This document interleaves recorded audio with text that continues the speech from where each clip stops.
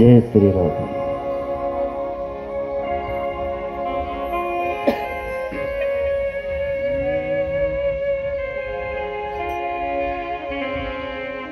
वक्रतुंड महाकाय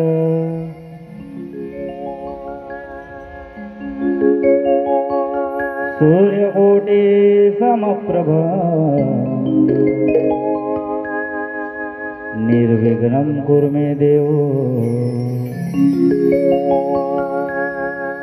सर्वकार्येषु सर्वदा।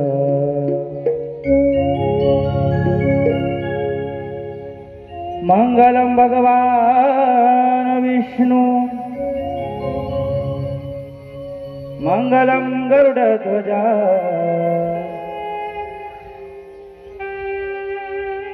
मंगलम पुंडरीकाक्ष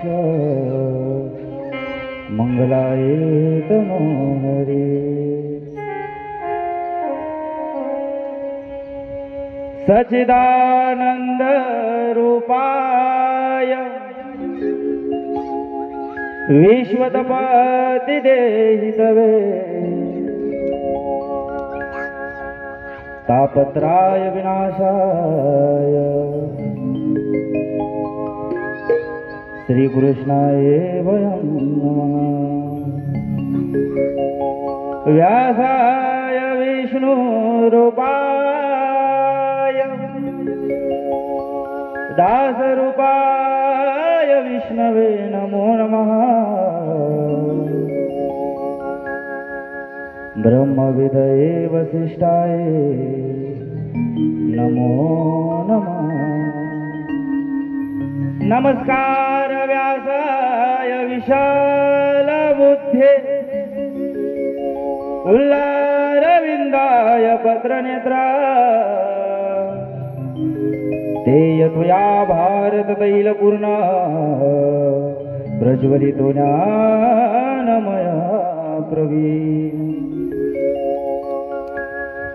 वसुदेवसुत देवकंसकानुमर्दनं देवकी परमानंद श्रीकृष्ण वंदे जगद्गुरु। श्री राधा मेरे स्वामिनी मैं राधो जी को दास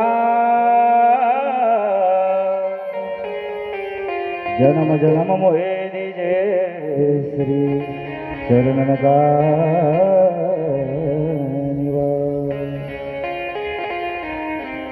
बरसाने की राधिका नंदगांव के श्याम इनके चरणों में साशिष दास का कोटि कोटि प्रणाम। महादेव षडकर नमन नागेंद्र हराय त्रिलोचनाय भस्माड रागाय महेश्वराय नित्याय शुताय दिगंबराय। कैलासराज शिवचंद्र मौळी फलेंद्र माता मुकुटी धडाडी कारुण्य सिंधू भवदुःखहारी तुझवीन शंभो मज कोण तारी।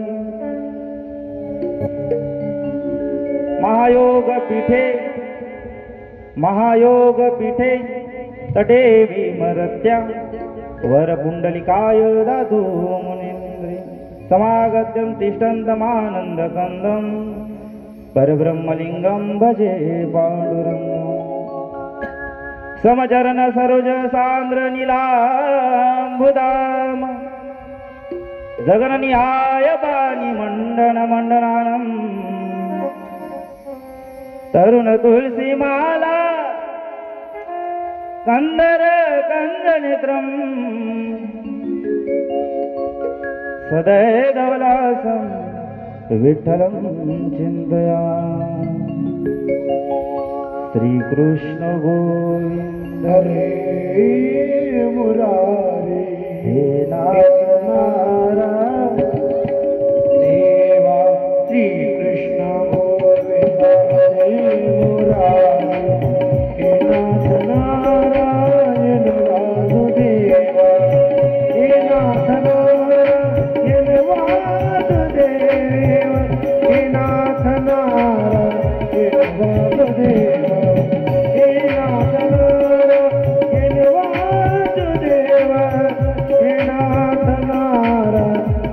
वासुदेव श्री कृष्ण गोविंद हरे मुरारी हे नाथ नारायण वासुदेव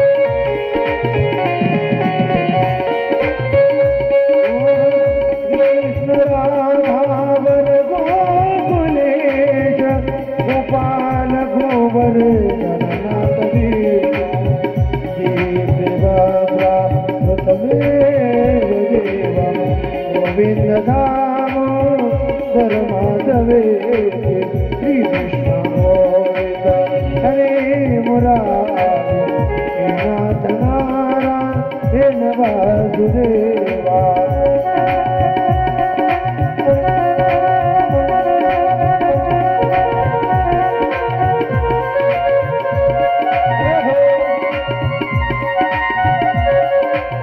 जय श्री राम।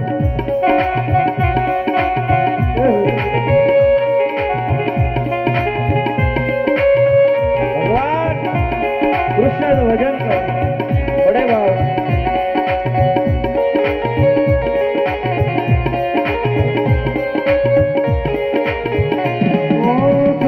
सुखावसाने इदमेव सारं सुखावसाने इदमेव जाप्यं देहावसाने इदमेव जाप्यं गोविन्द नाम धर्माधवे हरे मुरारी हे नाथ नारायण वासुदेवा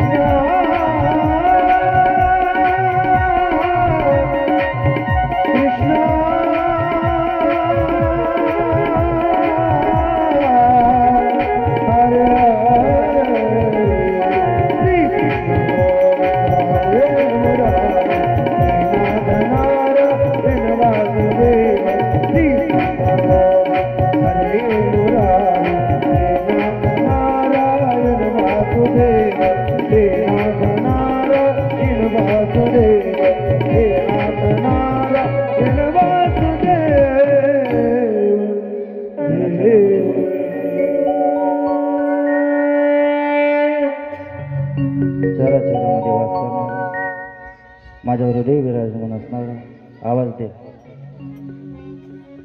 सगळा भगवंत अवधूत पंढरनाथ भगवान, श्री राधाराणी कृष्ण भगवान, भागवताचे आराध्य देव श्री कृष्ण भगवान, श्री व्यासजी भगवान, श्री सुखदेव भगवान, इनके चरणों में साशीदास कोटि कोटि प्रणाम.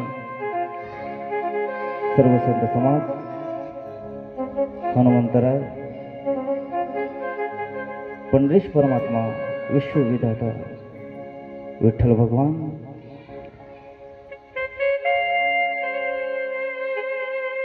गुरुवर्य श्री शरद मोरे महाराज,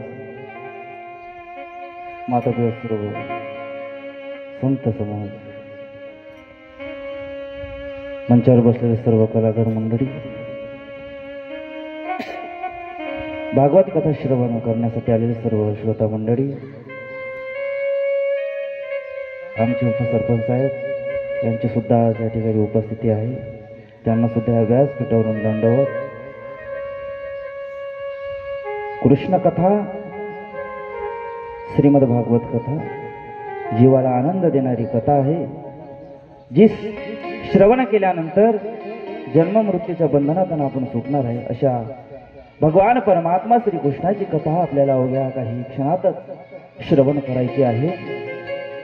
बोलिए गोपाळ कृष्ण भगवान की जय, पंढरीनाथ भगवान की जय, संत तुकाराम महाराज की जय, छत्रपति शिवाजी महाराज की जय, छत्रपति संभाजी महाराज, सनातन हिंदू धर्म की जय. नमः पार्वती पदे शिव हर हर महादेव. अशा भगवान परमात्मा श्री कृष्णाची कथा मायबाप हो अवघ्या 2 दिवसापासून आपण श्रवण करत आहोत आणि आजच्या 3ऱ्या दिवसातल्या 2ऱ्या सत्रामध्ये आपण प्रवेश करत आहोत. कथा जीवाला आनंद देणारी ही कथा आहे आणि जो ह्या कथेपासून मुकला तो 84च्या लक्षच्या योनीमध्ये फसला. आपण म्हणतो की कथेमध्ये आलो तर संपूर्ण घराला पुण्य लागते. हे चुकीची गोष्ट आहे. शास्त्रामध्ये कोणत्याही ग्रंथामध्ये लिहिलं नाही. जो भागवतामध्ये येऊन बसेल त्याचे कर्म सुधरेल. एक आई होती, 12 वर्षानंतर तिला मुलगा झाला. 2 वर्षाचं ते मूल होतं आणि काही कारणास्तव ते मूल मरून गेलं. काय झालं? मरून गेलं. ते स्त्री, ती आई रडू लागली, ढसाढसा रडू लागली. संपूर्ण घर तिने अंगावर घेतलं. मात्र एका संतापाशी गेले. तुम्ही संत माय बाप कृपावंत. आणि संताच्या चरणापाशी गेलो, आपल्याला काय मिळते? मनाला मार्ग, गती आणि संयम. ह्या गोष्टीचा संतापाशी काय आहे? साठा आहे. आणि त्या गोष्टी जर आपण आयुष्यामध्ये स्वीकारला, मग संताच्या संगती मनोमार्ग गती आ करावा श्रीपती ने. संताच्या संगतीमध्ये जा. कापुराच्या ज्योती, ज्या प्रकारे कापूर जळल्यानंतर काही क्षण काहीच उरत नाही, त्याच प्रकारे आयुष्यातून गेल्यानंतर आपल्या मागे आपलं नाव उरते. पण हे नाव कुठवर आहे? काही काळापुरतं, काही वेळेपुरतं मर्यादित आहे मायबाप हो. पण संचित पुण्य हा जन्म गेल्यानंतर, हा देह गेल्यानंतरही ते पुण्य आपल्या सोबत येते. ती आई, ते स्त्री ढसाढसा रडू लागली. मला काही क्षणापुरता माझ्या बाळासोबत, माझ्या मुलासोबत मला बोलायचं आहे, मला भेटायचं आहे. त्या संताला विनवणी केली, बाबा तुम्ही काही करा, माझा प्राण घ्या, माझा जीव घ्या, देह घ्या, पण माझ्या मुलाला आणि माझी भेट करून द्या. 2 मिनिट बोलणं करून द्या. त्या संताला दया आली. पहा आईचं काळीज कसं असतं.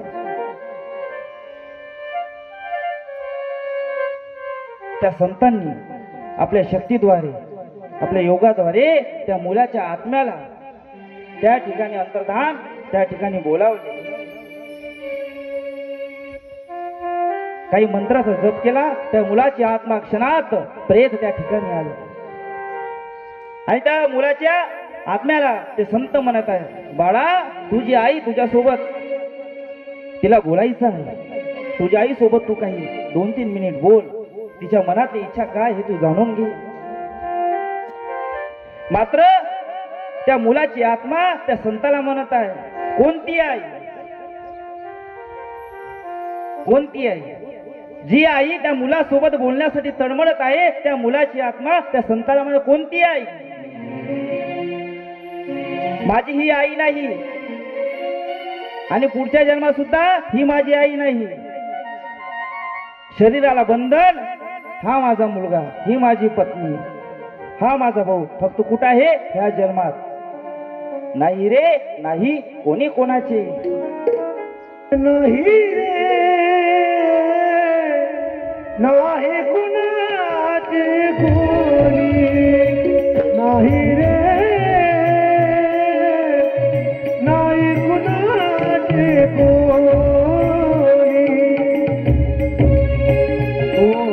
अंधी ढासर एकल खाण्या, अंधी ढासर एकल खाण्या, माझे माझे म्हणून नाही रे नाही, कुणाचे कोणी नाही रे नाही, कुणाचे कोणी.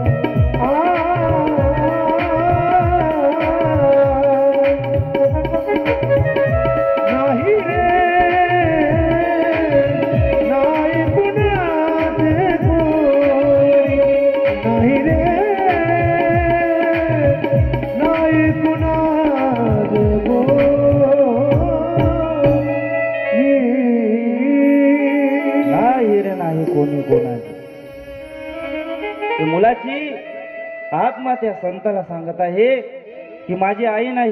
ज्या प्रकारे जुना शर्ट टाकून आपण नवीन शर्ट धारण करतो, तसं हा देह सुद्धा जुना देह टाकून नवीन देह धारण करतो. ह्या शरीराला मरण आहे पण आत्म्याला नाही. पण पुढला जन्म आपल्याला कोणता घ्यायचा हे आपल्या हातात आहे, लक्षात घ्या. आपण म्हणतो वड सावित्रीच्या दिवशी आपण पूजा केली, त्या वडाच्या झाडाची पूजा केली, तर 7 जन्मापर्यंत आपला पती आणि पत्नी यांचं बंधन टिकून राहत, काही टिकून राहत नाही. कोण्या शास्त्रात सांगितलं. आणि स्वतःच्या मनाला भुरळ पाडणाऱ्या कथा सुद्धा ऐकत जाऊ नका. आणि म्हणून आपलं काय होऊ राहिलं, घातच होऊ राहिला. मानवाच्या जीवा जरा विचार कर काही, हा मानव जन्म पुन्हा नाही. जे संत कबीरांना कळाले की हा देह काय आहे, तुकाराम महाराज पाशी काय कमी होतं. सावकार होते त्यावेळेस, पण संपूर्ण लोकांमध्ये दान केलं, संपूर्ण लोकांना दान देऊन टाकलं. उरलं काय शेवटी भगवंताचं नाम. आणि शेवटी काय देव काय म्हणते, तू मेरा नाम कर, मैं तेरा नाम करूंगा. देवाचं नाव करायला काय लागते? काहीच लागत नाही. मुखाने भगवंताचं नाम सतत घेत राहिलं पाहिजे. कृष्णाची भक्ती करण्यासाठी, शिवाची भक्ती करण्यासाठी वेड व्हावं लागते, हे लक्षात घ्या. आणि वेड्या लोकांना देव मिळाला आहे. आपल्याला वाटतं 2 वर्ग शिकलं नाही, आपल्याहूनही किती शिक्षण घेणारे व्यक्ती आहेत. आमचे एक महामंडलेश्वर आहे, त्यांच्यापाशी 7 डिग्री आहे. किती डिग्री आहे? 7. पण काय शेवटी काहीच नाही. शेवटी काय निवडलं त्यांनी? सारासार विचार हरिपाठ. माऊलीनं हरिपाठामध्ये संपूर्ण ज्ञानेश्वरीचं सार सांगितलं आहे. त्रिगुण असार निर्गुण हे सार. सारासार विचार हरिपाठ.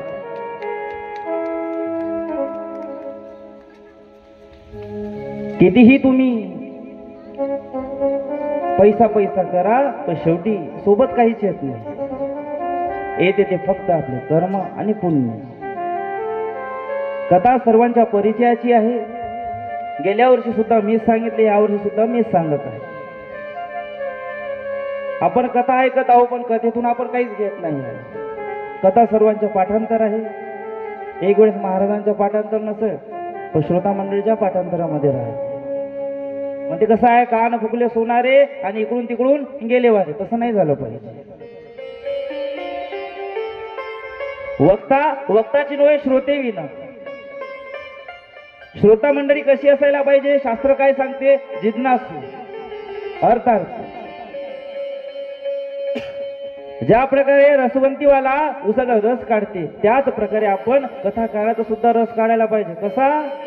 उसाच्या मशीन मध्ये टाकून का? नाही. महाराज खाली व्यासपीठाच्या खाली उतरले, प्रश्न विचारला पाहिजे. मग आशिष महाराज असो की दुसरा कोणता महाराज असो, कारण आपल्याला शास्त्र जाणून घेण्याचा अधिकार आहे. आता महाराज लोकांना बोलवायचं, 2 वेळेचा नाश्ता, 2 वेळेचं जेवण द्यायचं, म्हणजे झालं का? नाही. देती घेती नरकात जाती. मग तो महाराज ही नरकात जाते आणि ते श्रोता मंडळी ही नरकात जाते.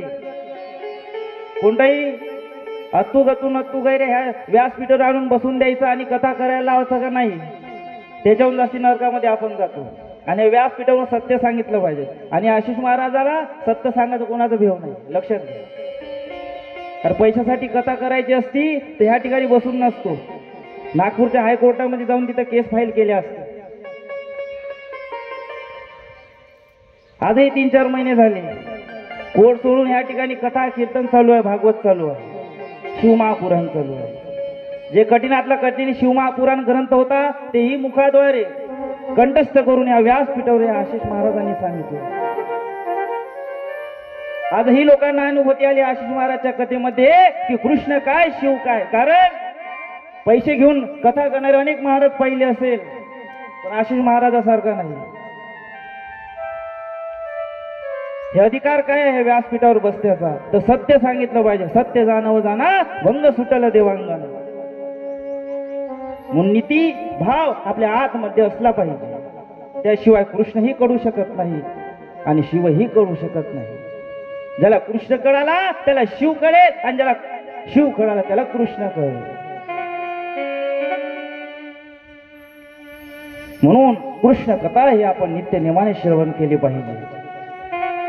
गर्व अभिमान हा आयुष्यात माणसाने करू नये, ते अंधपतनाचं कारणच आहे.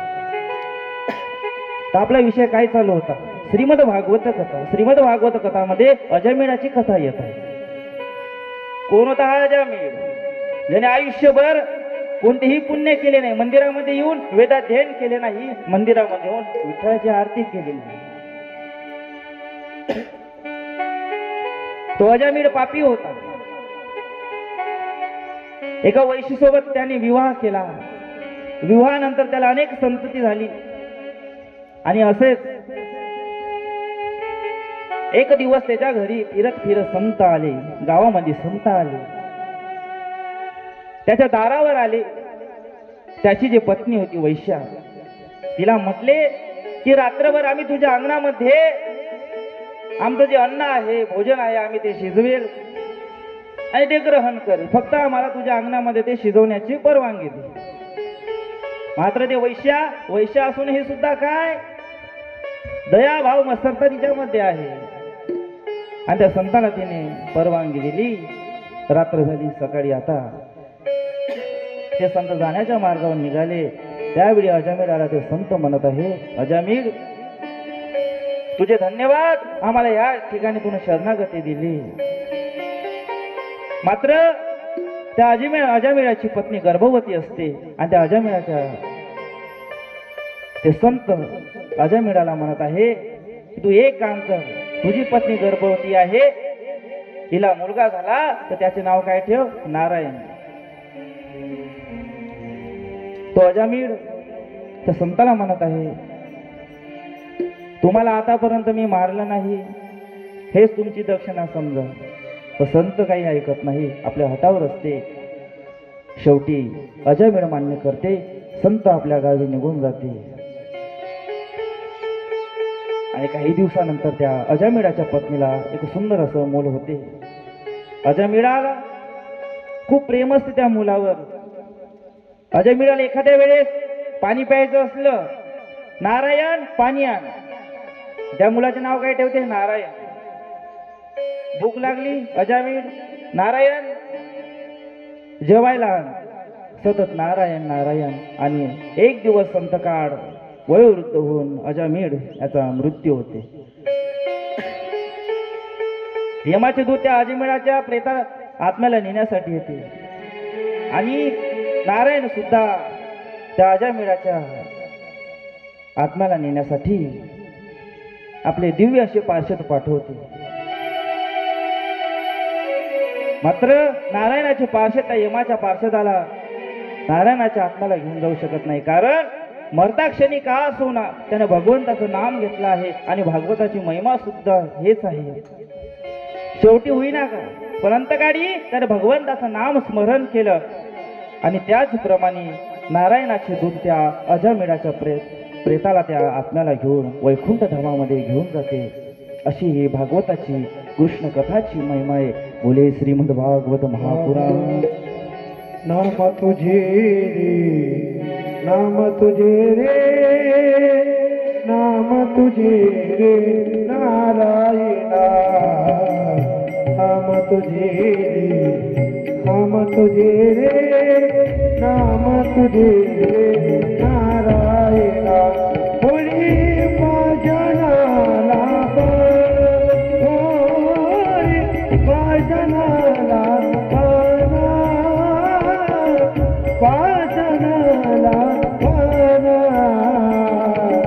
नाम तुझे रे, नाम तुझे रे नारायणा.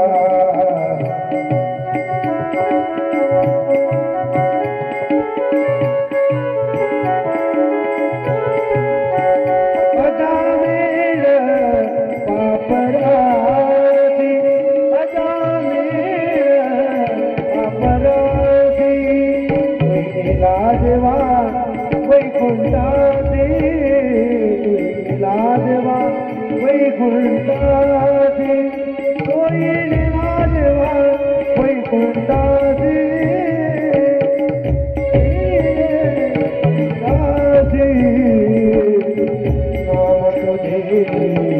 नाम तुझे रे, नाम तुझे रे नारायणा. नाम तुझे रे, नाम तुझे रे, नाम तुझे रे नारायणा. होळी भजना लापान, होळी भजना लापान. नाम तुझे रे, नाम तुझे रे नारायणा. नाम तुझे रे, नाम तुझे रे, नाम तुझे रे नारायणा. बोले गोपाळ कृष्ण भगवान के. श्रीमद भागवत महापुराण. अशी अजामिळाची कथा होती. एक व्यक्ती असते, तो आयुष्यामधली आपली संपूर्ण कमाई गोळा करते आणि एक दिवस ते संपत्ती विकून त्या संपत्तीची एक सोन्याची सुंदर एक वीट बनवते. काय बनवते? वीट. आणि ती वीट एका अज्ञात स्थळी जमिनीमध्ये तो कोरून ठेवते, गड्डा करते आणि त्या गड्ड्यामध्ये गाडून ठेवते. रोज सकाळी यायचं, ते वीट, ते जमीन उकरायची, वीट पाहायची आणि पुन्हा माती टाकून झाकून द्यायची. दुसऱ्या दिवशी तसंच, तिसऱ्या दिवशी तसंच, नित्यनेमाने तो यायचा, वीट पाहायचा आणि झाकून ठेवून द्यायचा. मात्र एका शेजाऱ्याचं त्याच्याकडे लक्ष गेलं. हा काय करतो? त्याने संपूर्ण त्याचं ते पाहिलं की हा वीट उकरते सोन्याची आणि पुन्हा झाकून देते. मात्र दुसऱ्या दिवशी हा वीट पाहण्यासाठी येते. माती उकरते तर काय त्याला विटच दिसत नाही, त्याला विटच दिसत नाही. तो रडू लागतो तिथंच, माझी वीट कुठं गेली? मी आयुष्यभर कमाई केली, संपत्तीची विकून ते वीट घेतली.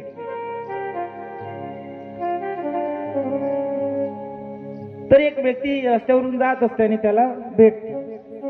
अरे बाबा, तू का बरं रडत आहे? तुझं रडण्याचं कारण आहे? आज संपूर्ण वृत्तांत सांगते. काय करू राजे हो, माझी वीट होती, मी तर कोरून ठेवली. तो व्यक्ती त्या सोन्याची वीटवाल्या व्यक्तीला म्हणते, एक काम कर, एक साधी मातीची वीट घेऊन ये, एक साधी मातीची वीट घेऊन ये आणि ते जमिनीमध्ये कोरून ठेव आणि असा समज की सोन्याची वीटच आहे आणि पुन्हा झाकून ठेव जा, पुन्हा काढून पाहत जा. याच्या सांगण्यामागे तात्पर्य काय आहे? आपण लोकांनी सुद्धा आपल्या पाचची जी संपत्ती आहे ते आपण घरामध्ये दडून ठेवली आहे. संपत्ती असून का फायदा? ते जे धर्मामध्ये लागत नाही, जे भागवतामध्ये लागत नाही, जे सत्कर्मामध्ये लागत नाही, मग ते असूनही नसल्यासारखे आहे ना. म्हणून भागवतामध्ये दान दिलं पाहिजे, जेणेकरून आपल्या धर्माचा प्रचार प्रसार होईल. नाहीतर त्या संपत्तीला काही अर्थ नाही आहे. तसाच एक व्यक्ती होता,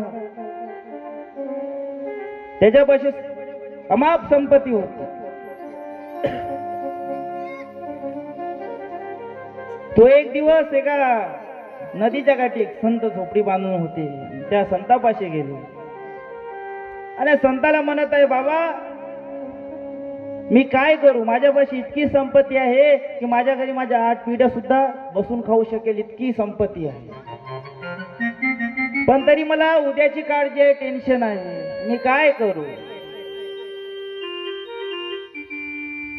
त्यावेळी ते संत त्याला एक तांदळाची पिशवी देते. काय देते? तांदळाची पिशवी. हे घे आणि त्या नदीच्या पलीकडे एक झोपडी आहे, त्या झोपडीमध्ये एक म्हातारी राहते, त्या म्हातारीला नेऊन दे. हा श्रीमंत व्यक्ती तसाच करतो. ते पिशवी घेते आणि त्या नदीच्या पलीकडे जाते आणि त्या झोपडीचं दार वाजवते. ते म्हातारी झोपडीच्या बाहेर येते. काय रे बाबा, तुला कोण पाहिजे? नाही, मला ते नदीच्या पलीकडे संत आहे, त्यांनी सांगितलंय ते तांदळाची पिशवी. ते म्हातारी म्हणत, तुला कोण सांगितलं? मी सांगितलं होतं का? आता तू श्रीमंत, अरे वा, इतक्या दूर याव चालून, नदी पार कराव आणि असं उद्धटपणाने बोलत आहे. मला पैसे नाही, तू घेऊन जा. तुम्हाला पाहिजे नाही? आहे, माझ्याकडे आहे. ते म्हातारी म्हणाले, माझ्याकडे 2 दिवस पुरण इतकं आहे. आता तू त्याची युक्ती लढवते. 2 दिवसाचं आहे ना, घ्या. मग तिसऱ्या दिवशी, चौथ्या दिवशी तुम्हाला हे तांदूळ का मी? मी तुला मागितलं होतं का नाही? मला काळजी करायची काही गरज नाही. माझं 3ऱ्या दिवसाची काळजी कृष्ण करेल, शंकर करेल, तुला करायची गरज नाही.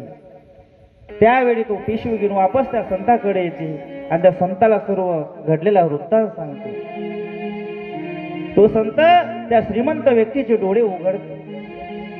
अरे ज्या प्रकारे त्या म्हातारीला उद्याची काळजी नाही, 3ऱ्या दिवसाची काळजी नाही, पण आपल्याला काळजी आहे की माझ्या मुलाबाळाचं काय होईल, माझ्या संपत्ती आहे त्याचं काय होईल. काहीच होणार नाही. एक दिवस सर्व मातीतल्या मातीत मिसळून जाणार आहे. याच्यासाठी आपण धर्मामध्ये सहकार्य केलं पाहिजे. दान दिल्याने कमी होत नाही, लक्षात घ्या. तुम्ही भागवतामध्ये 10 रुपये द्या, भगवंत तुम्हाला 100 रुपये वापस करेल. तुम्ही 100 द्या, 1000 रुपये तुम्हाला वापस करेल. तुम्ही 10,000 द्या, मग तुम्हाला किती भेटेल? 1,00,000 रुपये, नाही का? नाही सरपंच साहेब, 10 हजाराच्या पावत्या घेऊन घे जा, म्हणजे कसं तुम्हाला 10 पटीने रिटर्न भेटल. दान केल्यानं कोणी गरीब नाही, गरीब होत नाही, तर त्याच्या खात्यामध्ये संचय निर्माण होते.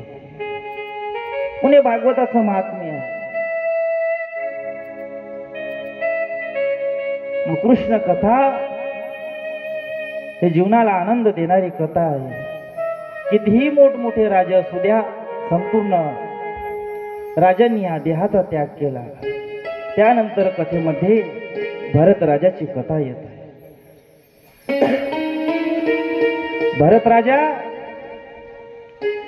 हा भारताचा सम्राट होता.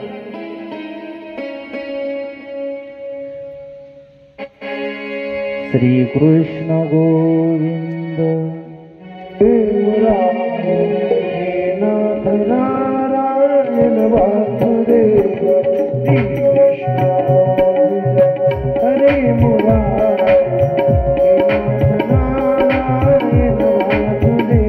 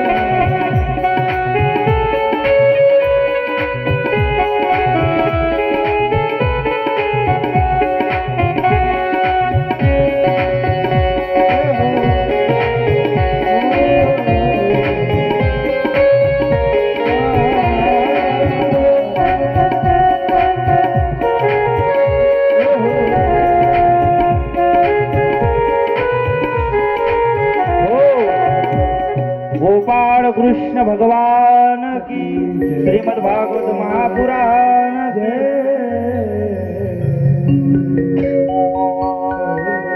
राजा भरतची ही कथा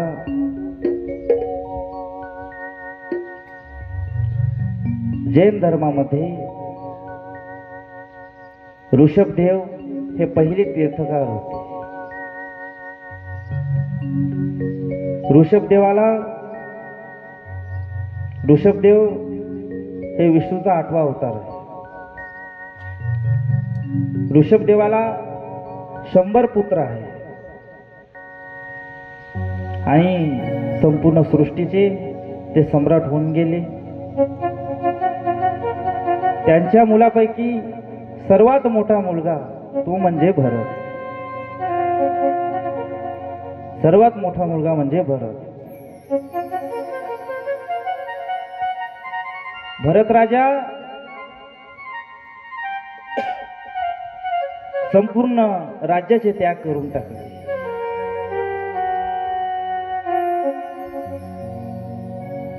सर्व संपत्तीचा त्याग केला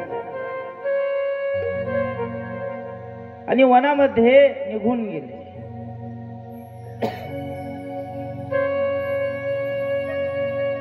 वनामध्ये राहून एक गवताची अशी सुंदर अशी एक झोपडी बांधली. त्या झोपडीमध्ये राहू लागली. भगवान नारायणाचं भजन करत आहे. श्री कृष्ण गोविंदा हरे मुरारी हे नाथ नारायण वासुदेव. ओम नमो भगवते वासुदेवाय. मी भगवंताचं नाम स्मरण करत आहे, भजन करत आहे. एक दिवस एका नदीमध्ये सूर्यदेवाला पाणी तर्पण करण्यासाठी गेले. पाणी तर्पण करताना त्याच नदीवर एक बकरी सुद्धा पाणी पिण्यासाठी आली होती.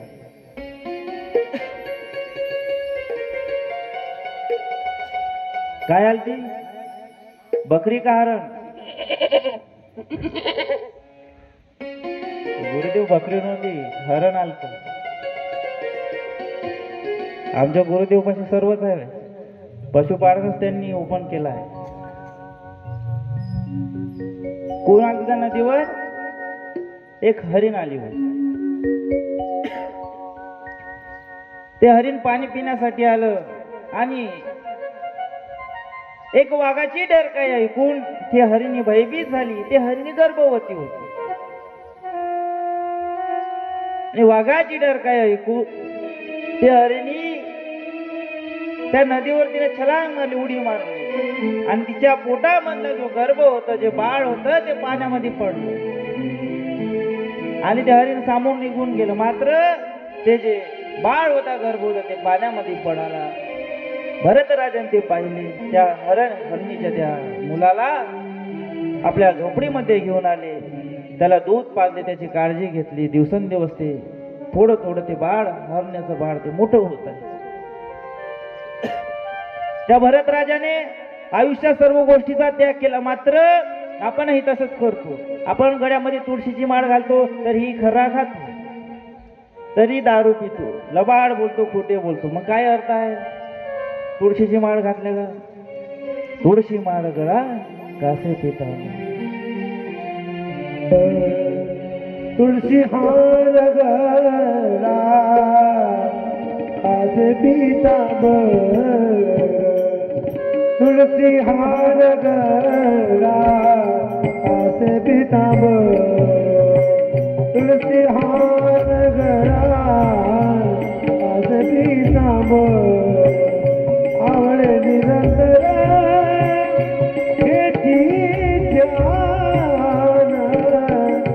आवड निरंतर घेती ध्यान. तुळशी हार गळा कासे पिता. तुळशी हार गळा कासे पिता.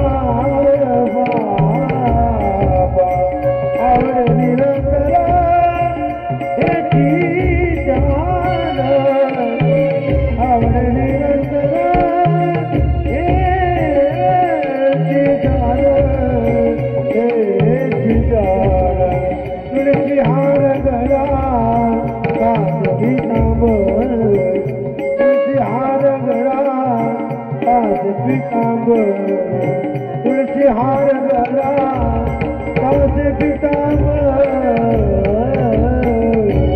तुळशी हार गळा गड्यामध्ये तुळशीची माळ घातल्यावर त्याचं पवित्र आपण जाणलं पाहिजे. तुळशीची माळ घालायची आम्ही गुरु केला पण मनामध्ये कपट आहे तसं नाही झालं पाहिजे. तुळशीची माळ घातली तर त्याचे काही बंधन सुद्धा आहे. ज्या घरी मांसाहार होत असेल त्या घरचं पाणी सुद्धा त्या तुळशीची माळ घालणाऱ्या व्यक्तीने जाऊन पाणी पिऊ नये. बाकीच्या गोष्टी तर मग दूरच राहील.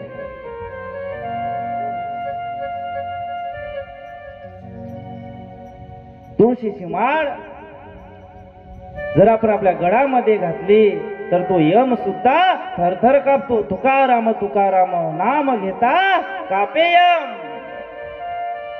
तो यम सुद्धा थरथर कापू लागतो. इतकं या तुळशीच्या माळीचं महत्व आहे.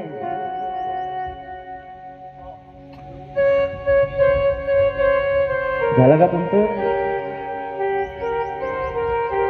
काय झालं? रूमवर गेल्यावर बाकीचं डिस्कशन करा. याच्यानंतर बोलायचं नाही कधी. तर आपलं बिराट घ्यायचं आणि घरी चाललं जायचं. कृष्ण कथा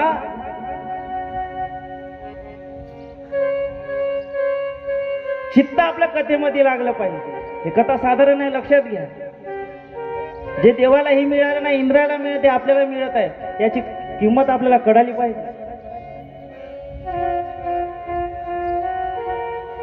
6-6 घंटे या व्यासपीठावरून मी कथा करून केली आहे, सतत न उठता. मागे महागावला आम्ही 1 ते 5 कथा केली कंटिन्यू भर उन्हाळ्यामध्ये मे महिन्यात. ह्या व्यासपीठला मजाक समजू नका. आणि एक गोष्ट सांगा, आशिष महाराजचं डायरेक्ट बोलणं आहे. राग आला तर चालते, कारण आशिष महाराज कोणाच्या घरचं खाऊन पिऊन दबेल नाही, एक गोष्ट लक्षात घ्या. आशिष महाराजाला जा म्हटलं मी उद्या चालला जातो, पण कथेमध्ये चित्त ध्यान मन असलं पाहिजे. त्याशिवाय कथा ऐकण्यात काही अर्थ नाही. मी जोऱ्या जोरात तुम्हाला सांगत आहे, चित्त असलं पाहिजे. हा कृष्ण ज्याला कळाला ना त्यालाच कळाला, लक्षात घ्या. तो भरत राजा सुद्धा संन्यास धारण केला, पण काय अर्थ आहे त्या हरणीच्या त्या मुलामध्ये संपूर्ण त्याचं लक्ष आहे. एक दिवस तसंच हा बाहेर शौचालयासाठी भरत राजा गेला आणि इकडे हरणाचं बाळ लेकरू ते निघून दूर घनदाट जंगलामध्ये निघून गेला. हा झोपडीमध्ये वापस येतो, पाहतो तर त्याला ते बाळ दिसत नाही. तो रडतो, त्याला मोह आवरत नाही आणि हरणाचं पिल्लू हरण हरण करू करू तो भरत राजा देह त्याग करून टाकतो. शास्त्र सांगतं की मरता वेळी आपण ज्या व्यक्तीचं किंवा ज्या वस्तूचं ज्या पदार्थाचं आपण दृश्य पाहतो, चित्र पाहतो, आपला समोरचा जन्म सुद्धा त्या जीवनीमध्ये जातो. तुम्ही एखाद्या स्त्रीचं रूप पहा, समोरच्या जन्मामध्ये तुम्हाला स्त्रीचं शरीर प्राप्त होईल. तुम्ही एखाद्या जनावरासारखं वागा, एका जनावरासारखं राहा, पुढचा जन्म तुमचा जनावर म्हणूनच येईल. आपल्याला वाटेल की आपण भगवंताचं रूप पाहता पाहता पहा, हे शरीर टाकते पहा. ज्यावेळी एखाद्या व्यक्ती, गरुड पुराण काय सांगते, ज्यावेळी एखादी मरत असते व्यक्ती, त्याचा अंत पहा कसा होतो. शरीराला किती 9 द्वार आहेत आणि त्या 9 द्वारामधून ह्या शरीरातून आपली जी आत्मा आहे, दिव्य ज्योत आहे, ते बाहेर निघते. 2 डोळे, 2 कान, नाक, तोंड. ज्या ठिकाणी आपण मूत्र विसर्जन करतो ते ठिकाण, ज्या ठिकाणी आपण मल विसर्जन करतो ते ठिकाण, असे 9 प्रकारचे द्वार आहे. जो पुण्यात्मा आहे, ज्याने आयुष्यामध्ये तुळशीची माळ घातली, भगवंताचं अखंड नाम स्मरण केलं, त्याचा जीव कुठून जाते? मुखातून डोळ्यातून, आणि ज्याने कधीही शिवकथा ऐकली नाही, कृष्ण कथा ऐकली नाही, कथेमध्ये येऊन झोपा काढत आहे किंवा का भजनात आला नाही, भजन करणाऱ्यांच्या मधामध्ये गाड्या करत आहे. एक गोष्ट लक्षात घ्या, अशीच एक कथा अंबरीश राजाची भागवतामध्ये आली. अंबरीश राजा एकादशीचे व्रत धारण केले. एकादशीच्या दिवशी आपल्या घरी अन्न शिजवू नये. कोणी म्हणतात एकादशी करायची, बकरीसारखं चरायचं म्हणजे एकादशी आहे का? नाही. शास्त्र असं सांगतं एकादशीच्या दिवशी कोणासोबत बोलू सुद्धा नाही. शास्त्रामध्ये फणस ह्या गोष्टी निषेध मानल्या गेल्या. फणसाची भाजी खाऊ नये. अंबरीश राजा एकादशीच्या दिवशी गंगा नदीच्या तीरावर काठावर जल अर्पण करण्यासाठी गेले असता त्या ठिकाणी दुर्वासा ऋषीचे आगमन झाले. काही शिष्यासह ते त्या नदीच्या काठावर आले आणि अंबरीश राजाला म्हणत आहे, देवा राजा, आमचा उपवास आहे, आम्ही तुझ्या घरी सायंकाळी उपवास भोजन करण्यासाठी येतो. अंबरीश राजाने ठीक आहे होकार दिला. मात्र अंबरीश राजाची एकादश होती. आता सुद्धा एकादश आहे, मंगळवार आणि बुधवार. आता दोन्ही एकादशी मधले आपल्याला कोणती एकादश करायची आहे? आपल्याला करायची आहे बुधवारची भागवत एकादशी. कारण जे मंगळवारी येत आहे ते पूर्ण दिवस, पूर्ण एकादश नाही आहे. ते 13व्या दिवसातून 14व्या दिवसामध्ये एंट्री करत आहे, म्हणून एकूण त्याचे 15 दिवस परिपूर्ण नाही. आणि आपली एकादशी कशी आहे? 15वाडी एकादशी. म्हणून पूर्ण दिवस पूर्ण झाले पाहिजे, तेच एकादशी आहे. आणि कोणती आहे? भागवत एकादशी. केव्हाही वर्षातून अनेक वेळा भागवत एकादशी येते. जेव्हा जेव्हा भागवत एकादशी आली त्यावेळी ती एकादश करायची. शास्त्र असं सांगतं की जो एकादश करत नाही आणि एकादशीच्या दिवशी जो अन्नप्राशन करतो तो कुत्र्याची विष्ठा भक्षण करण्याचं त्याला पाप लागतं. असं समजायचं की ती कुत्र्याची विष्ठा भक्षण करत आहे. इतकं पाप एकादशीच्या दिवशी जेवल्याचं आहे. तो अंबरीश राजा घरी आला. दुर्वासा ऋषी काही आले नाही. दुर्वासा ऋषीची वाट पाहत आहे, दुर्वासा ऋषी आले नाही. आता काय करायचं? त्रयोदशी लागत आहे, द्वादशी झाली, आता त्रयोदशी मध्ये एंट्री करणार दिवस. तर त्यांनी काय केलं? जेवले नाही पण थोडंसं पाणी पिलं. दुर्वासा ऋषी महलामध्ये आले. दुर्वासा ऋषीनं आपल्या अंतर्ध्यानाद्वारे पाहिले की अंबरीश राजाने आपला उपवास सोडला.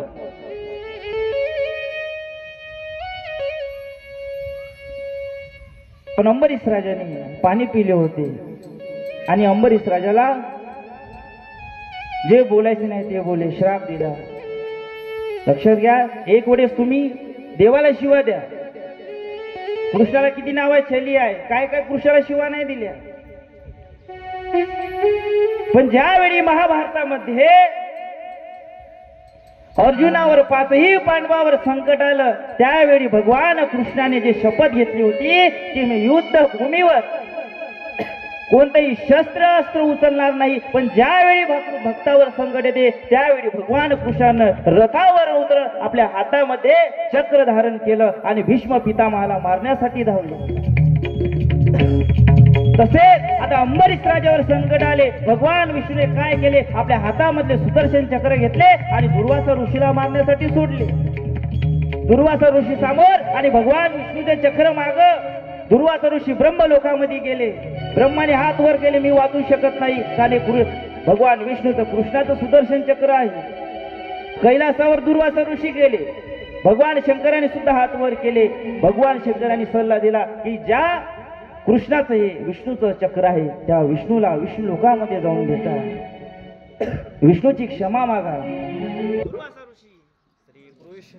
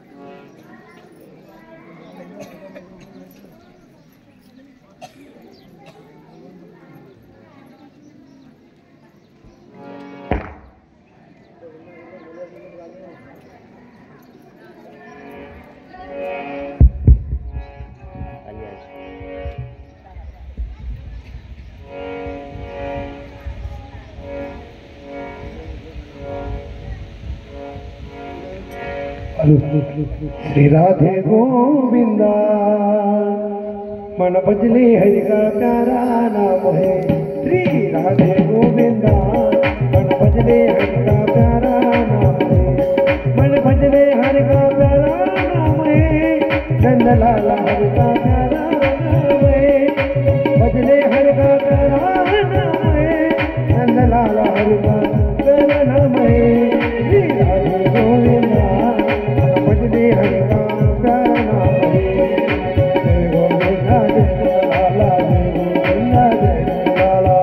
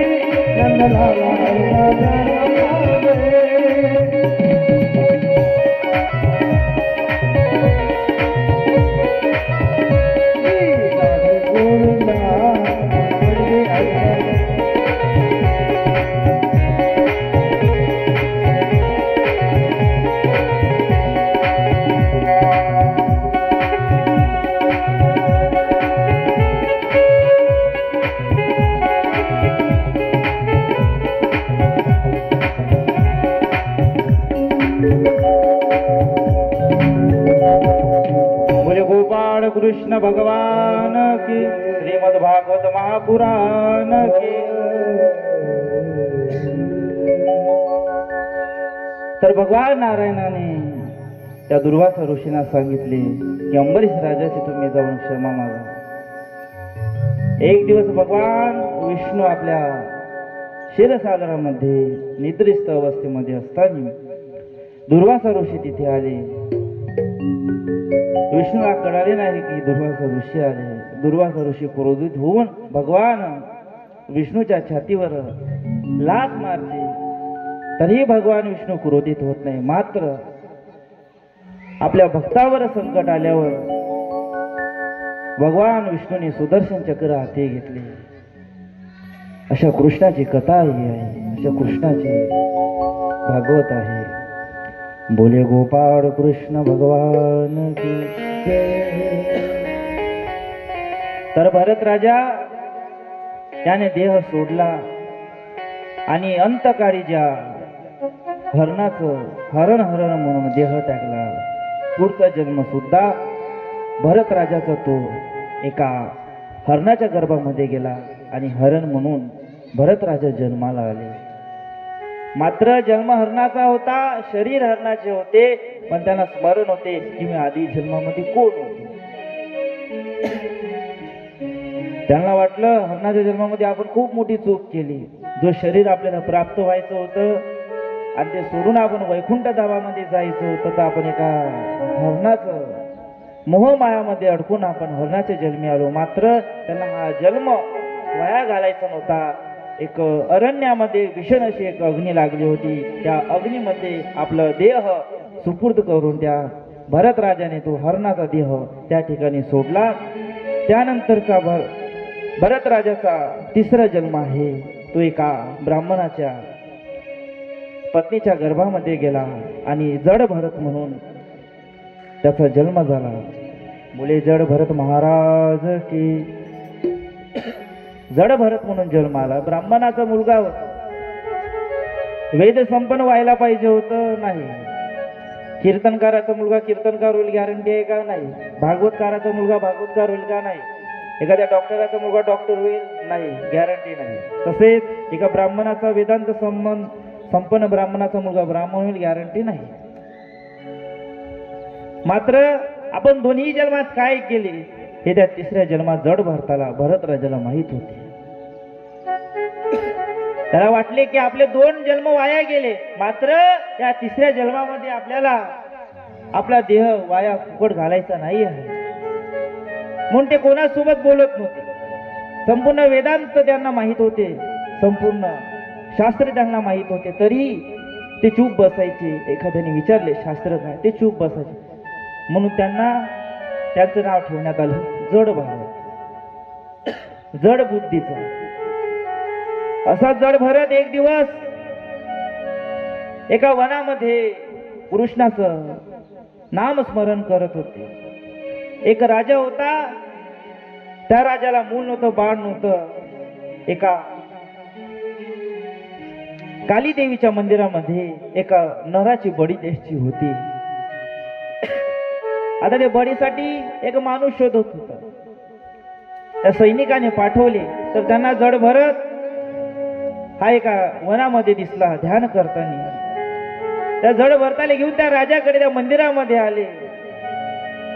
जसं तो त्या काली मातेच्या समोर जड भरताला तो राजा खडगाने मारणार होता.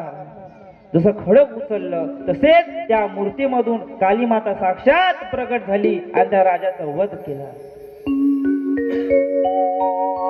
तिथून समोर जड भरत एका रस्त्याने जाता जाता रहुगण राजाची पालखी जात होती. ते पालखी उचलण्यासाठी सैनिकांनी जड भरताला बोलावले. जड भरत दृष्टपृष्ट होता, हा पालखी उचलू शकते म्हणून त्याला पालखी पकडण्यासाठी बोलवले. जड भरताने ते पालखी पकडली. त्या पालखीच्या आतमध्ये रहुगण बसला होता. जशी ते पालखी समोर जायची, एखादी मुंगी दिसायची, एखादी माकुडा दिसायचा. तो काय करायचा, जड भरत छलांग मारून समोर जायचा, उडी टाकून समोर जायचा. आणि आतमध्ये बसलेला जो रहुगण होता त्याच्या डोक्याला ते पालखी लागायची. 1 वेळा झालं, 2 वेळा, 3 वेळा, तसंच सतत चालू. हा कोण आहे, दृष्टपृष्ठ सेवक दिसत आहे तरी असा मूर्खासारखा वागत आहे. आता याला धडा शिकवला पाहिजे. त्या रहुगणाने ते पालखी थांबवली. अरे तू शरीरात दृष्टपृष्ठ दिसत आहे, मग असा मंदबुद्धीसारखा का करत आहे?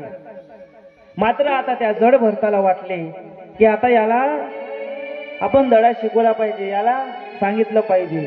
त्यावेळी त्या जड भरताने रहुगणाला संसार म्हणजे काय, माया काय, शरीर धारण केल्यानंतर मृत्यू कसा आपला सुलभ बनवायचा.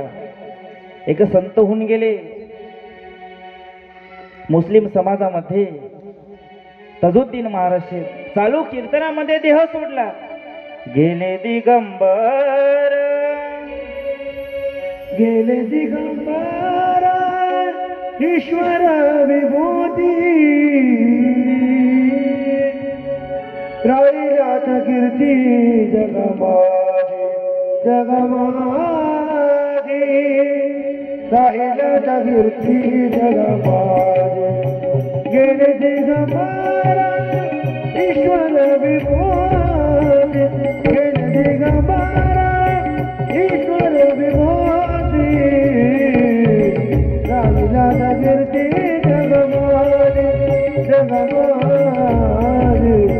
राहिल्यात कीर्ती जगमाजी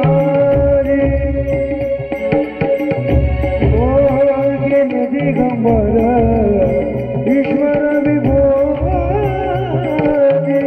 गेले दिगंबर ईश्वर विभूती गेले दिगंबर ईश्वर विभूती राहिल्यात कीर्ती जगमाजी जगमाजी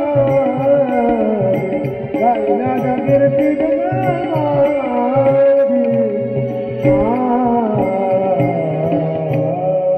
गेले दिगंबर ईश्वर विभूती. रौगणाला ह्या जन्म मृत्यूच्या बंधनाचं काय महत्व आहे समजावून सांगितले. रौगणाला वाटले की साधा सुद्धा व्यक्ती नाही आहे, हा कोणी पुण्यात्मा एक आत्मा आहे, देह आहे, शरीर आहे.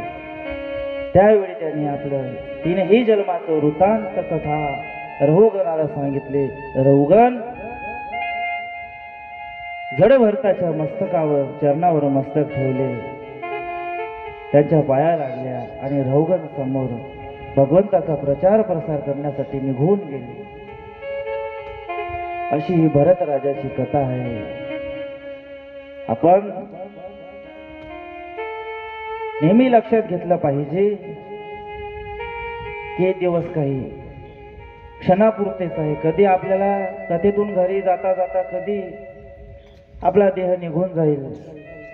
कोणी म्हणतात की चहा पित होता आत्ताच तर माझ्याने याची भेट झाली होती, असा कसा गेला नाही का. शहरात कोणी जाईल काही गॅरंटी नाही.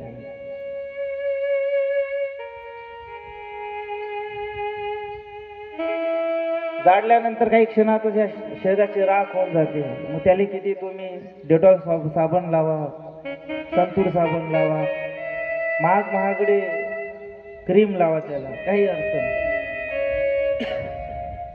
शेवटी हे शरीर मातीतच मी सोडून जाणार. जिंदगी जिंदगी एक किराए का घर है, जिंदगी एक किराए का घर है, एक ना एक दिन बदलना पड़ेगा. जिंदगी एक किराए का घर है, एक ना एक दिन बदलना पड़ेगा. जिंदगी एक किराए का घर है, एक ना एक दिन बदलना पड़ेगा. जब तुझको आवाज देगी घर से बाहर निकलना पड़ेगा, घर से बाहर निकलना पड़ेगा.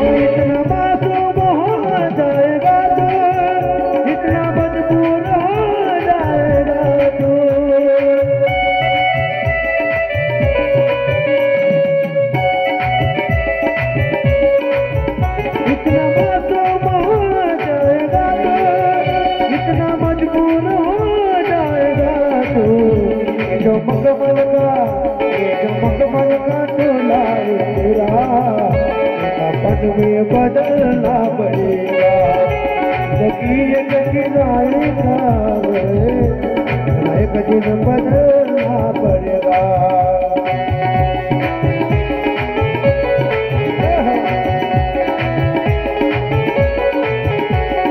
वो ऐसी हो जाएगी तेरी हालत, काम आएगी दौलत ना ताकत।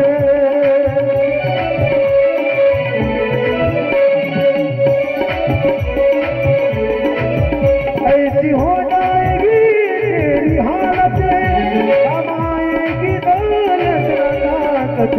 छोड़कर अपनी ऊंची हवेली, तुझको बाहर निकलना पड़ेगा, तुझको बाहर निकलना पड़ेगा। जिंदगी एक किनारे का घर है, जिंदगी एक किनारे का घर है। एक न एक दिन बदलना पड़ेगा, एक दिन बदलना पड़ेगा। जिंदगी एक किनारे का घर है, एक न एक दिन बदलना पड़ेगा। मौत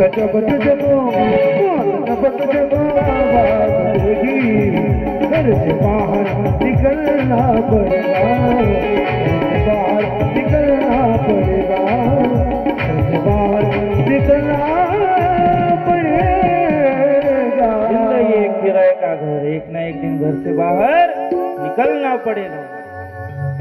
काही भरोसा नाही आधी हाच आहे शरीराचा. एक मुलगा आणि त्याची आई एका गावामध्ये राहते.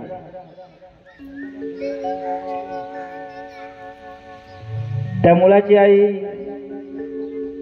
कबाड कष्ट करते. आपल्या मुलाला शिक्षण सर्व गोष्टी ते करते. मात्र तो जो मुलगा असते तो आपल्या इकडे डोंगून सुद्धा पाहत नाही. कारण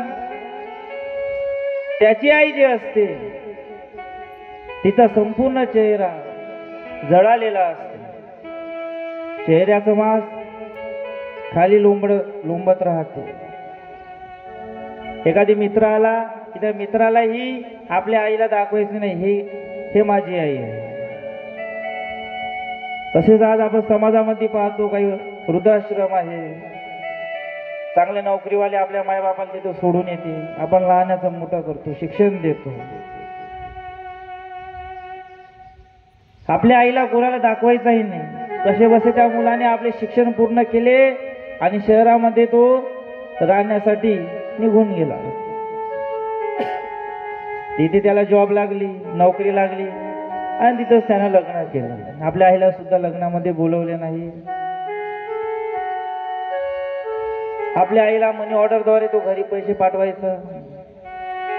मात्र एक दिवस त्याने पैशाचं मनी ऑर्डर घरी पाठवलं आणि ते वापस आलं. आणि सोबत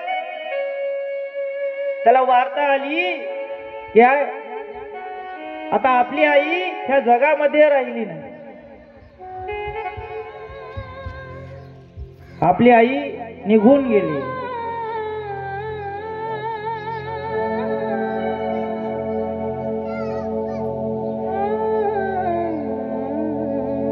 आपली आई जगामधून निघून गेली.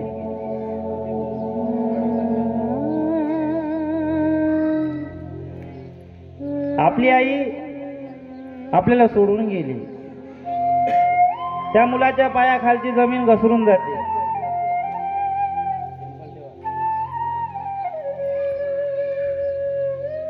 आपली आई निघून गेली आणि त्या मुलाच्या पायाखालची जमीन घसरून गेली. तो मुलगा आपल्या राहत्या घरी येते.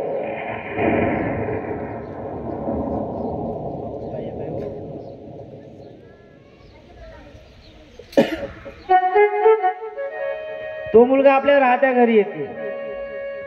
घरी आल्यावर घराचं दार उघडण्याचा प्रयत्न करतो.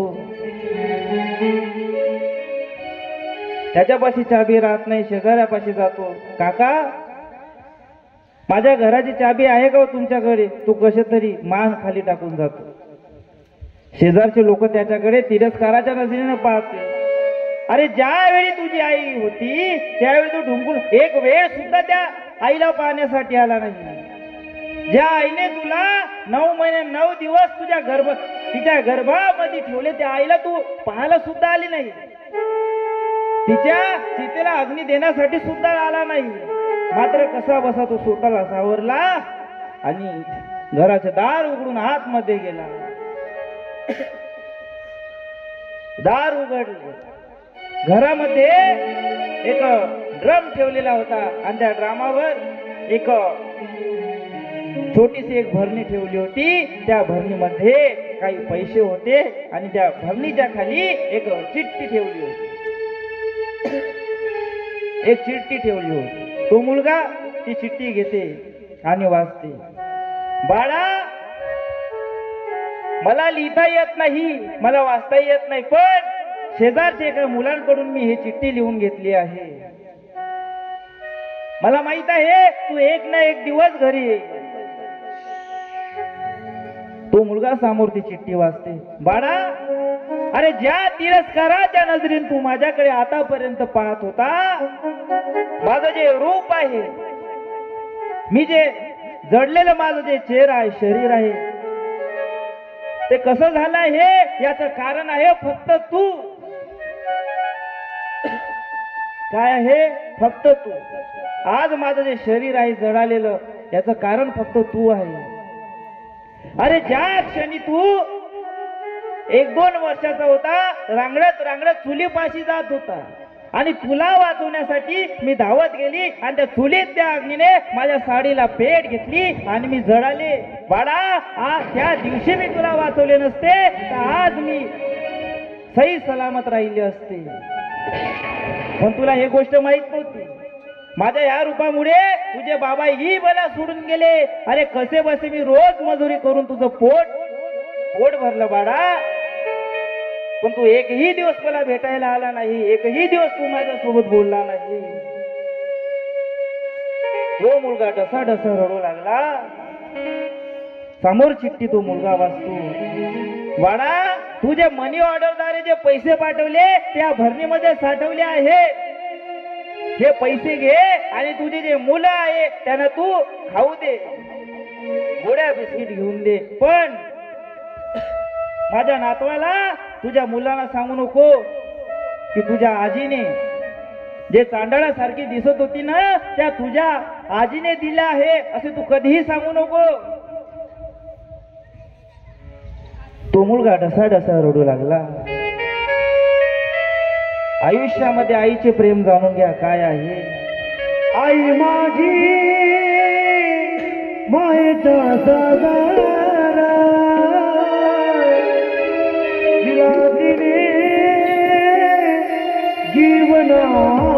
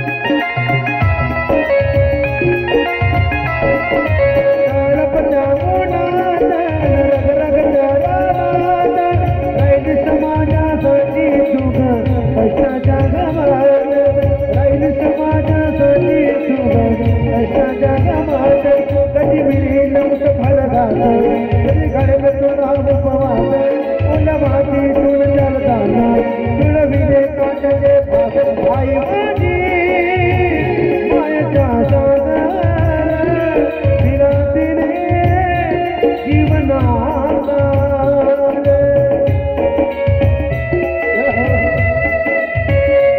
जय श्री राधे.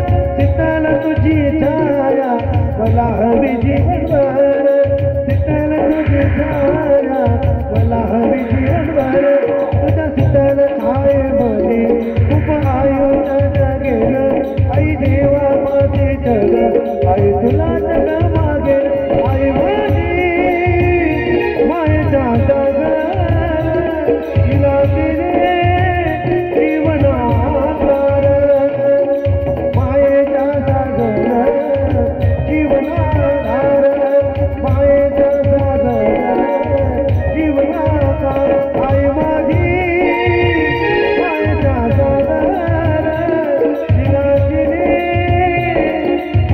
जीवनाकार आई माझा मायेचा सागर. ज्यावेळी आपल्या आई बाप दोघाचाही मृत्यू होतो त्यावेळी आपल्या माहेरी आपण जाऊ शकत नाही.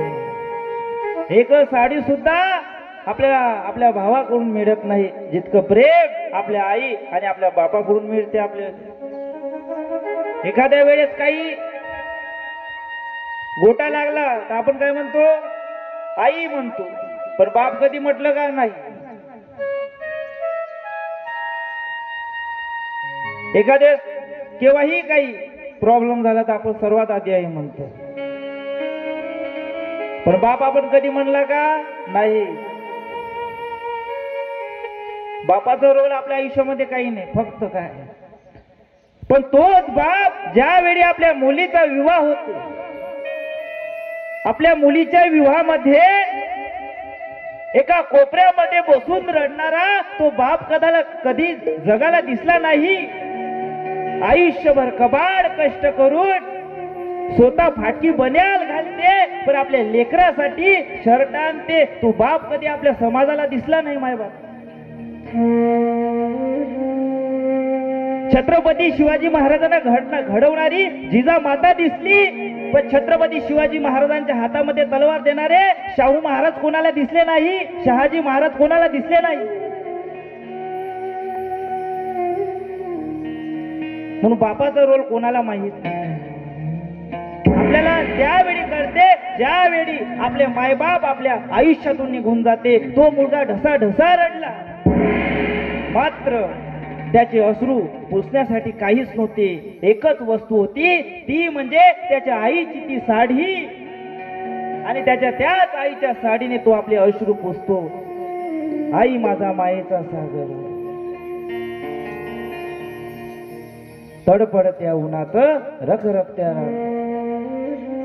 अरे कबाड कष्ट करून आपलं पोट भरते, मात्र काय करतो, घराच्या बाहेर आपण दोन दिवसात आलेली त्या बायकोसाठी आपण आपल्या मायले सुद्धा घराच्या बाहेर चार चौकामध्ये माय बाबाचा अपमान करण्यात आपण मागे पुढे पाहत नाही.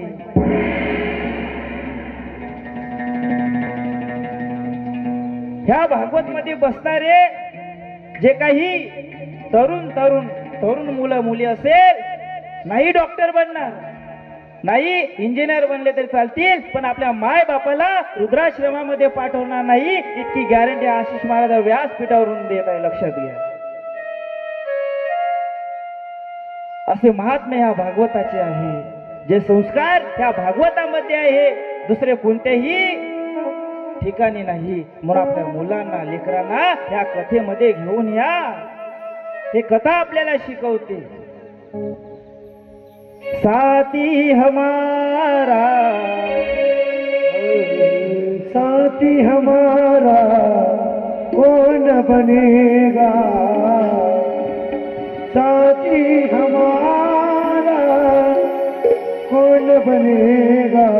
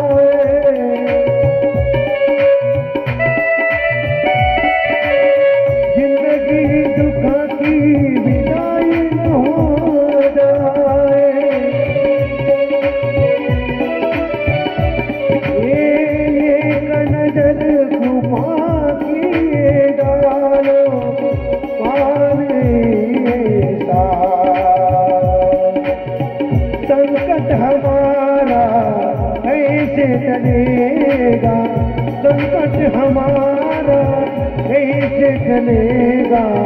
तुम ना सुनोगे तो न सुनेगा, तुम ना सुनोगे तो न सुनेगा। साथी हमारा कौन बनेगा, साथी हमारा कौन बनेगा। तुम्हारा सुनोगे तुम्हारा सुनोगे कौन सुनेगा। साथी हमारा कौन बनेगा, तुम ना सुनोगे तो कौन सुनेगा। जे संकट आहे, जे दुःख आहे, तो भगवान परमात्मा श्री कृष्णाशिवाय आपल्या आयुष्यातील कोणीही व्यक्ती दूर करू शकत नाही। या समाजामध्ये कोणामध्ये इतकी पावर नाही, सामर्थ्य नाही की आपले दुःख दूर करू शकेल। ते दुःख पीडा दूर करण्याचे सामर्थ्य फक्त त्या भगवान श्री परमात्मा त्या कृष्णाच्या आतमध्ये आहे। फक्त कृष्णावर विश्वास ठेवा, कोणतीही गोष्ट अशक्य गोष्ट शक्य करण्याची फक्त एका कृष्ण भक्तीमध्येच ताकद आहे, सामर्थ्य आहे। माय बाप, फक्त विश्वास ठेवा। जो सच्चिदानंद बाबा एक दिवस ज्ञानेश्वर महाराज आपल्या भावंडासोबत फिरता फिरता एका नगरामध्ये गेले। नगरामध्ये एका स्त्रीचा आवाज ऐकला, ते रडत होती। रडताच आवाज ऐकला आणि त्या स्त्रीपाशी ज्ञानेश्वर महाराज गेले। आई, तुम्ही का बरं रडत आहे? ते स्त्री म्हणाली, महाराज, माझा पती आहे, याचा मृत्यू झाला आहे। काय नाव आहे ह्या बाबाचं? काय नाव आहे ज्यांचा मृत्यू झाला आहे? त्या स्त्रीने सांगितले की यांचे नाव आहे सच्चिदानंद। काय आहे? सच्चिदानंद। ज्ञानेश्वर महाराज म्हणाले, ज्यांचं नाव सच्चिदानंद आहे, जो सत चित आणि आनंद आहे, त्याचा कधीही मृत्यू होऊ शकत नाही। ज्ञानेश्वर महाराजांनी त्या मृत व्यक्तीच्या गालाला स्पर्श करतात, तो मृत व्यक्ती उठून खाली बसला, उठून जागेवर बसला। इतकं सामर्थ्य संताचं आहे। आणि त्या सच्चिदानंद बाबांनी समोर जाऊन ज्ञानेश्वरी हा ग्रंथ लिहिला, गुढार्थ दीपिका लिहिली। आणि आज जे आपण ज्ञानेश्वरी वाचतो आणि त्या ज्ञानेश्वरीच्या माध्यमाने आपलं जीवन जगतो आपण, ती ज्ञानेश्वरी त्या सच्चिदानंद बाबांनी लिहिली असं या ज्ञानेश्वर महाराजांचं चरित्र आहे. देह संताच्या संगतीत गेल्यावर वाईट गोष्टीचा आपल्या जीवनातून प्रादुर्भाव होऊन जाते. आता अशीच कथा एक भक्ताची संताची भागवतामध्ये येत आहे. भक्त प्रल्हादाची कथा येत आहे. बोले भक्त प्रल्हाद महाराज की जय. श्रीमद भागवत महापुराण की जय.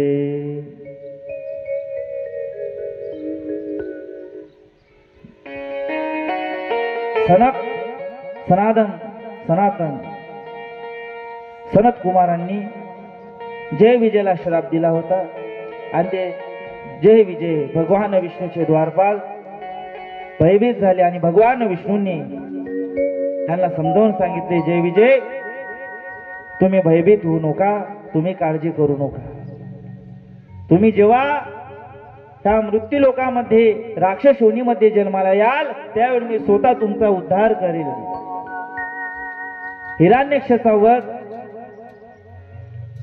वराह भगवंतांनी केला.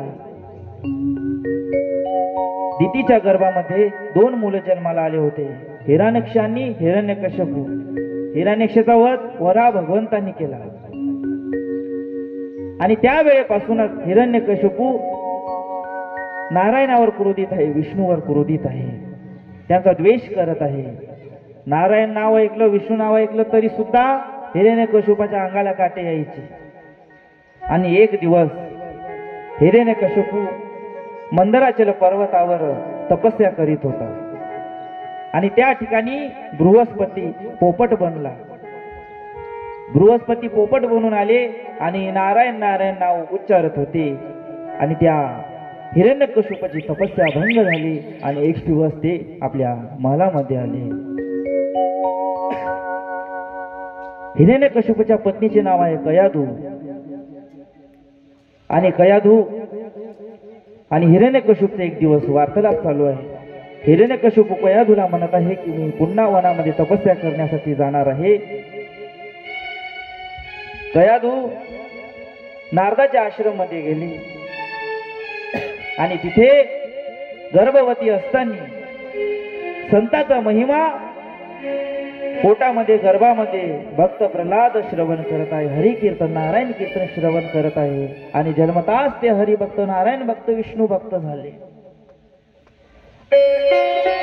भक्त प्रल्हादाचा जन्म झाला.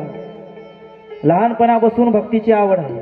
आपल्या लेकरांना लहानपणापासूनच आपण ग्रामगीता, तुकाराम गाथा, ज्ञानेश्वरी, भगवद्गीता, भगवत पुराण ह्या गोष्टीचं आपण वाचन पठन केलं पाहिजे. गीता भागवत करीती श्रवण अखंड चिंतन विठोबाचे.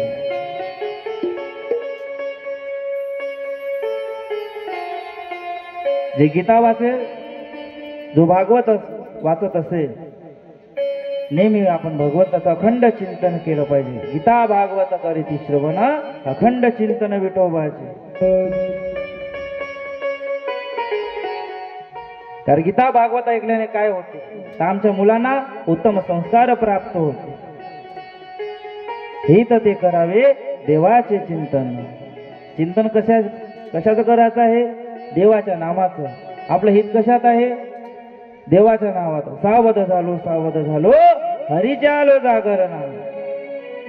आपल्याला सावध व्हायचं आहे. कृष्ण भक्तीमध्ये, शिवभक्तीमध्ये सावध व्हायचं आहे. आपुलिया हिता असे जो जागता, धन्य माता पिता तयाची. आपुलिया हिता जो से जागता, आपुलिया हिता जो जागता, धन्य माता पिता तयाची, धन्य माता पिता तयाची. थोडी कन्या पुत्र तिचे साथी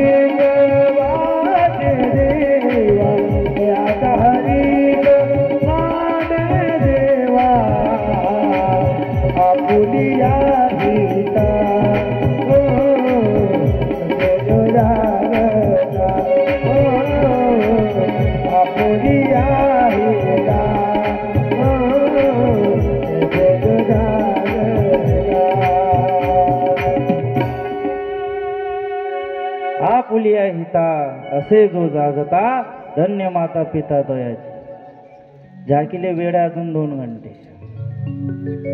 काही पाहू नको. आज 2 घंटे काही कथा सुटणार नाही, नाही का अध्यक्ष भाऊ? सोडायची का 10 मिनिटं सोडायची? घ्यायची ना अजून समोर कथा? सरपंच साहेब पहा, सरपंच साहेब सुद्धा ऑर्डर आलाय. आता 2 घंटे कथा समोर जाणार. राहू द्या, तसंच राहू द्या. त्यांनी झाकी आली का नाही आली का लक्ष आपलं गेलं तिकडं, कथा राहिली. हात वर करा सर्वांनी. तुला बॅटरी लो झाल्यासारखी वाटत आहे, चार्जिंग करून घ्या आता. राधे राधे राधे राधे. हवा पुरुष मंडळीचा आवाज येत आहे. राधे राधे. थांबा थांबा, तुम्ही थांबा. राधे राधे. आता पुरुष मंडळीला दाखवून द्या आपण महिला पण काही कमी नाही म्हणून. राधे राधे. आता बाळ मंडळी पहा. राधे राधे. हा येऊरा बाप, कसाला चार्जिंग झाल्यासारखी वाटत आहे. आपुलिया हिता असे जो जागता धन्य माता पिता तयाची. धन्य आहे ते माता पिता की ज्याच्या पोटामध्ये एक हरिभक्त जन्माला आला. एक हरिभक्त आपल्या कुळामध्ये जन्माला आला की आपल्या संपूर्ण कुळाचा तो उद्धार करून टाकते.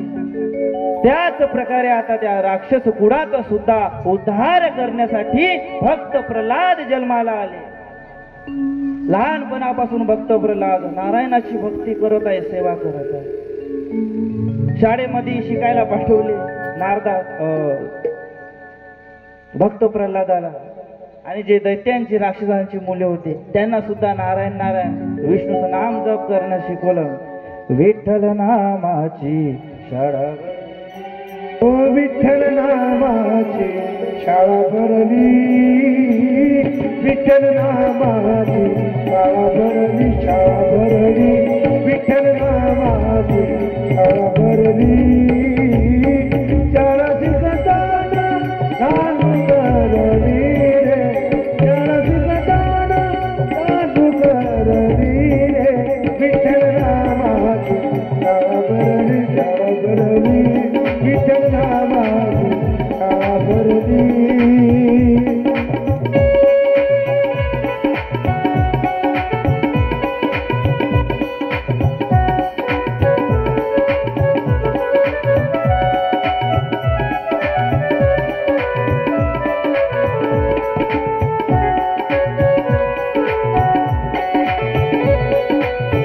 भजन करा देवा. गुरु होई पांडुरंगा आमस कवी तुझ्या देवा. गुरु होई पांडुरंगा आमस कवी तुझ्या देवा. हरिनामा हरिनामा मोठी मनात गती तरली. मोठी मनात गती तरली. विठ्ठल नामाची शाळा भरली रो. विठ्ठल नामाची शाळा भरली.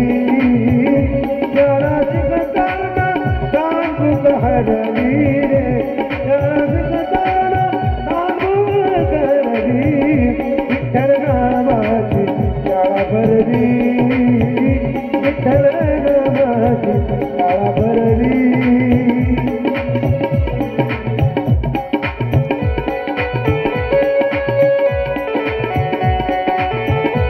जय श्रीराम.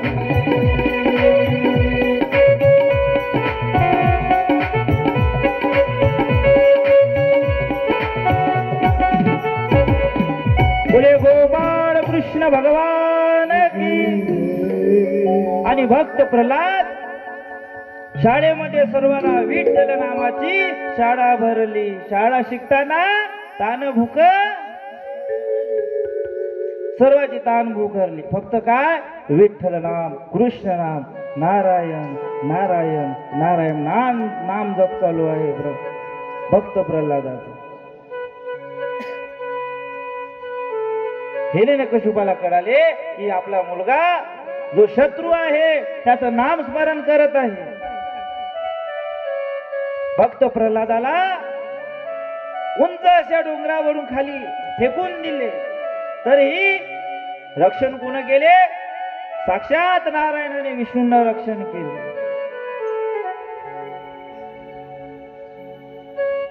उकडत्या कढईमध्ये तेलामध्ये टाकले, तरीही रक्षण कोण केले? भगवान विष्णूला केले.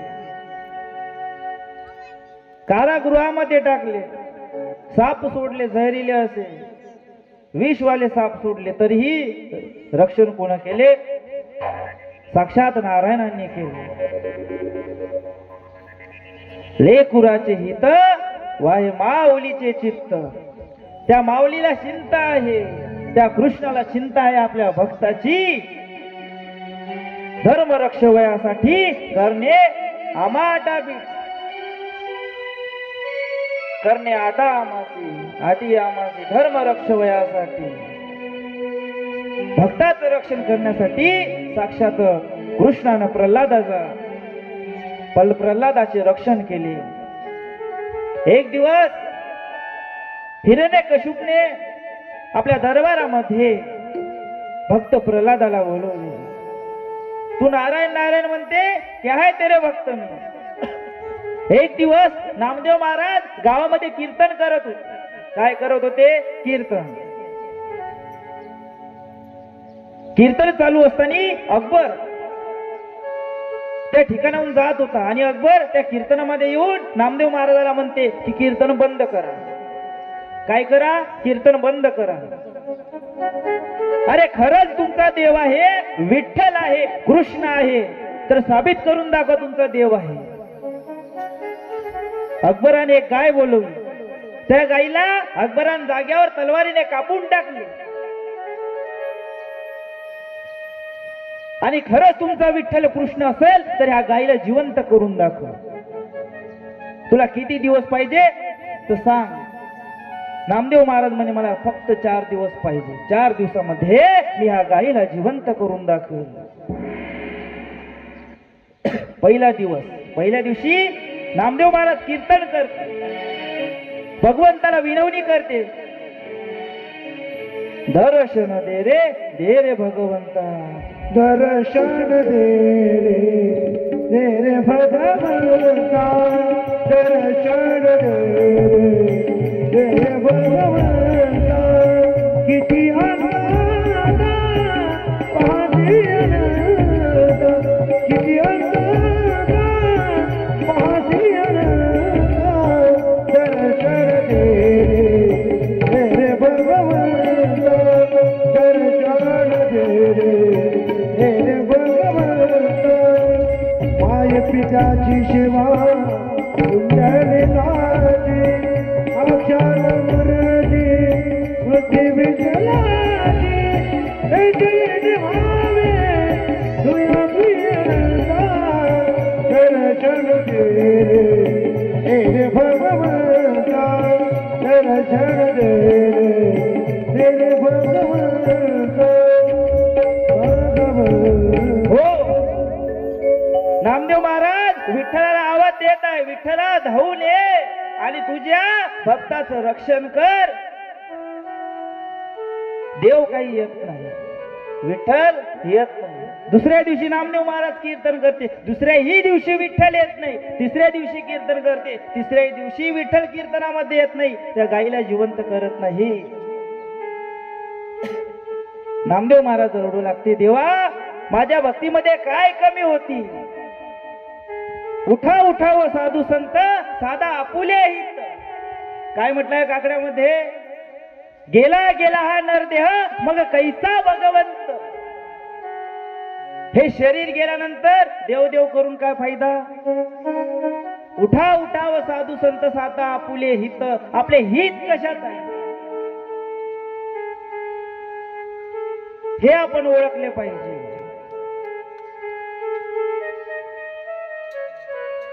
आपले हित ह्या कृष्ण कथेमध्ये, ह्या भागवतामध्ये आहे. नामदेव महाराजच्या रात्री झोपले असताना स्वप्नामध्ये तिसऱ्या दिवशी पंढरीनाथ भगवान त्यांना दृष्टांत देते, नामदेवा तुझा माझ्यावर विश्वास असता तू त्या अकबराला 4 दिवस मागितलेच नसते. खरा माझ्यावर विश्वास असता तू क्षणात म्हटलं असतं ह्या क्षणीच मी त्या गायीला जिवंत करून दाखवेल, माझा विठ्ठल जिवंत करेल. तुझा माझ्यावर विश्वास नव्हता, तू त्या अकबराला 4 दिवस मागितले. रामदेव महाराजांना आपली चूक लक्षात येते आणि क्षणात भगवान पंढरनाथ भगवान त्या गायीला जिवंत करते. फक्त काय पाहिजे? फक्त विश्वास आपला कृष्णावर पाहिजे, त्या शिवावर पाहिजे, त्याशिवाय कोणती गोष्ट होऊ शकत. तसाच विश्वास भक्त प्रल्हादाला नारायणावर होता.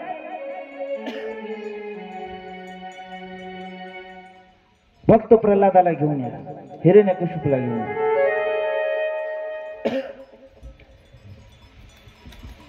मनामध्ये कृष्ण भाव, विश्वास आपला देवावर असला पाहिजे. मन बुद्धी पक्क बांधलं पहा त्या योग्यानं, असा विश्वास आपला त्या कृष्णावर असला पाहिजे. अबीर गुलाल अबीर गुलाल उधळीत रंग, अबीर गुलाल उधळीत रंग, नाता घरी नाते माझा सखा पांडुरंग, नाता घरी नाते माझा सखा पांडुरंग.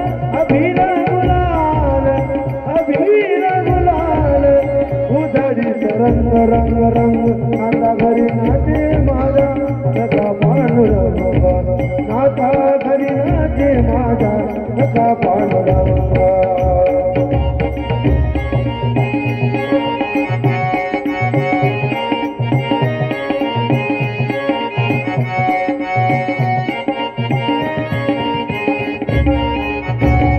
भक्त प्रल्हाद आम्ही जातीहीन, उमरणार कैसे शिव आम्ही जातीहीन, रूप तुझे कैसे पाहू त्यात आम्ही लीन, रूप तुझे कैसे पाहू त्यात आम्ही लीन. मायेचे होऊन मायेचे होऊन गाऊन बाळ, नाता घरी नाते माझा सखा पांडुरंग, नाता घरी नाते माझा सखा पांडुरंग.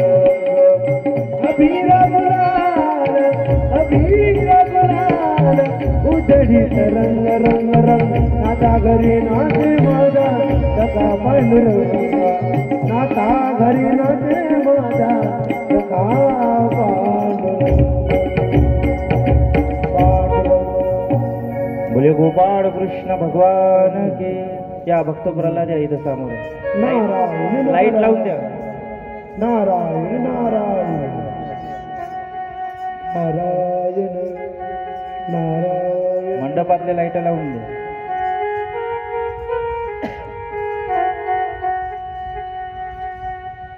हिरण्यकशिपूला घेऊन या. भक्त प्रल्हाद नारायणाचं रूप घेऊन आहे आणि समोर घ्या, इथं घ्या भक्त प्रल्हादला. हिरण्यकशिपू आपल्या मंद मस्तीत हसत हसत येत आहे. हा हा हा